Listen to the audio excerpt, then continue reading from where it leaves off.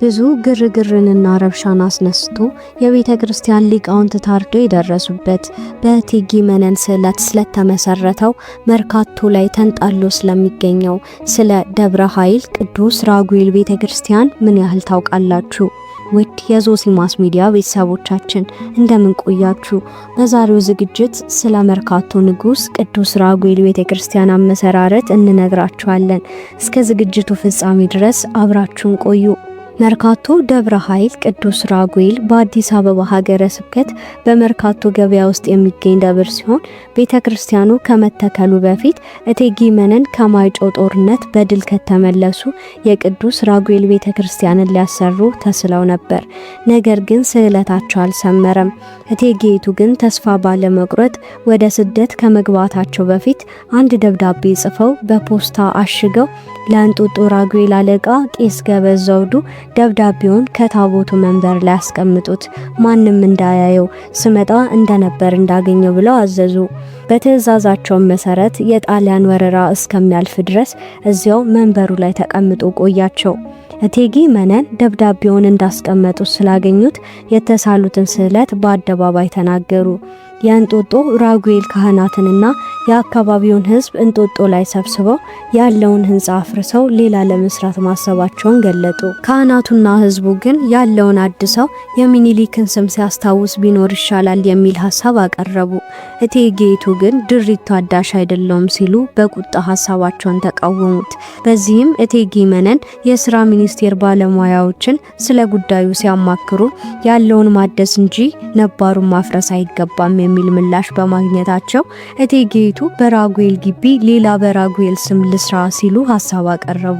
ሆኖም በአንድ ግቢ ውስጥ በአንድ ታቦት ሁለት ቤተክርስቲያን መስራት ልክ አይደለም በማለት ቀሳውስቱና የአካባቢው ሕዝብ በመቃወም ይህንን ሐሳብ በመተው አዲስ አበባ ውስጥ በራጉኤል ስም ሌላ አዲስ ቤተክርስቲያን ለመስራት ወሰኑ። በመጀመሪያም እቴጌይቱ ላሰቡት በራጉኤል ስም ለሚታነጸው ቤተክርስቲያን ቦታ ሲመረጥ ኮልፌ ነበር የታሰበው። ነገር ግን ባልታወቀ ምክንያት ሳይሳካ ቀረ። በጊዜው የፊት አውራሪ ሀብተ ጊዮርጊስ ወራሽ የነበሩት ወይዘሮ ሸዋ ደግፌ ከራስ መስፍን ስለሽና ከአረብና አድዋ ነጋዴዎች ጋር በመርካቶ የመሬት ይዞታ ሙግት ነበራቸው። ወይዘሮ ሸዋነሽ ሙግቱ አማሯቸው። በተለይም ራስ መስፍን ስለሺ መርታት አቅቷቸው ስለነበር አሁን ራጉኤል የተሰራበትን ቦታ ለእቴጌ መነን ሰጧቸው። እቴጌ መነን ቦታውን ካገኙ በኋላ ትልቁ ችግር የነበረው የእንጦጦ ራጉኤልን ካህናት ማሳመን ነበር። በመሆኑም ይህንን ስራ እንዲያከናውኑላቸው ብፁዕ ወቅዱስ አቡነ ባስልዮስን አማላጅ በማድረግ አደራ አሏቸው። አቡነ ባስልዮስም በአደራው መሰረት በልዩ ልዩ የመንግስት ስራ ያሉትን አስቀድመው ካሳመኑ በኋላ የእንጦጦ ራጉኤልን ካህናት ለስብሰባ ጠሩ። አቡነ ባስልዮስም የራጉኤልን ታቦትንና ንዋያተ ቅድሳትን አዲስ አበባ እንዲመጣ ከፈቀዱ የከተማና የገጠር መሬት ለካህናቱ እንደሚሰጥ፣ በእንጦጦ የታቦትና ንዋያተ ቅድሳቱ መቀመጥ ለዝርፊያ እንደሚያጋልጠውም፣ ሁለቱንም አድባራት በአንድ አስተዳደር እንደሚተዳደሩ፣ ይህንንም ትዕዛዝ ካልተቀበሉ እንደሚወገዙ ሐሳብ ማቅረባቸው ታሪካቸው ይገልጣል። ከብዙ ሙግትና ክርክር በኋላም ለመሬቱ መጓጓትና ውግዘቱንም በመፍራት ካህናቱ በአሁኑ ሐሳብ ተስማሙ። የመርካቶ ደብረ ኃይል ቅዱስ ራጉኤል ቤተክርስቲያን ግንቦት 1 ቀን 1946 ዓ.ም ተጀመረ። በወቅቱ ስራው ሲጀመር እቴጌ መነን፣ አጼ ኃይለ ሥላሴና አቡነ ባስልዮስ ተገኝተው ነበር። በመጀመሪያም እንጦጦ ራጉኤል ካስቀደሱ በኋላ ካህናቱን ይዘው መርካቶ ወረዱ። መርካቶ ደርሰውም አቡነ ባስልዮስ ባርከው ንጉሱ የመሰረቱን ድንጋይ ያኖሩ። ፊት አውራሪ ረታ ገብረ አምላክ የእቴጌ መነን እንደራሴና አቶ ስዩም አካለ ወልድ ስራውን እንዲከታተሉ ተመደቡ። ስራው 300 ሺህ ብርና 2 ዓመትን የፈጀ ሲሆን ስራው ሲጠናቀቅም በመስከረም 1 ቀን 1946 ዓመተ ምህረት በዋዜማው ታቦቱ በካህናቱና በመኳንንቱ ታጅቦ ከእንጦጦ ሲወጣ ሁኔታው ግራ የገባቸው የአካባቢው ነዋሪዎች ሁኔታውን ተቃወሙ። ሽማግሌዎችና እናቶች ደግሞ እንባቸውን አፈሰሱ። አንዳንዶች ሚኒሊክ ገና ዛሬ ሞተ፣ ሐውልቱን ፈረሰ በማለት መናገራቸውም ይተረካል። ከመስከረም 1948 ዓመተ ምህረት የአዲስ አበባ መርካቶ ቅዱስ ራጉኤል አለቃ ሁለቱንም አድባራት ያስተዳድርም ጀመር።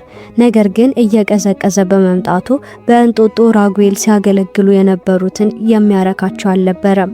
በዚህ የተነሳም የእንጦጦ ማህበረሰብ ባቀረቡት ጥያቄ መሰረት ታቦቱና ንዋያተ ቅድሳቱ ወደ እንጦጦ እንዲመለስ ብፁዕ ወቅዱስ አቡነ ተክለ ሃይማኖት አዘው ነበር። በዚህም መሰረት ግንቦት 1 ቀን 1979 ዓመተ ምህረት ተግባራዊ እንዲሆን ቢታሰብም ሊነሳ የሚችለውን ግርግር በመፍራት ለግንቦት 3 ቀን ተዘዋወረ። በዕለቱ መጋቢ ካህናት መዓዛ ወልደ ኢየሱስ፣ በወቅቱ የጠቅላይ ቤተ ክህነት ስራ አስኪያጅ የነበሩት ሊቀ መምህራን አበባው ይግዛው፣ ብፁዕ አቡነ ገሪማ ታዘው በፖሊስ ታጅበው ወደ ደብሩ ሄዱ። ከቀኑ 9 ሰዓት የተጀመረው ንግግር እልባት ሳያገኝ የራጉኤልን ታቦት አውጥተው ሙዚየም ውስጥ ሊያደርጉት ነው የሚለው ወሬ ቀድሞ በአካባቢው በመናፈሱ የአካባቢው ሕዝብ ደብሩን ከቦ ግርግርና ረብሻ በማስነሳቱ አቡነ ገሪማና ሊቀ መምህራን አበባው ይግዛው ከረብሻው ተርፈው ሲወጡ መጋቢ ካህናት መዓዛ ግን በግርግሩ ታርደው ሞቱ።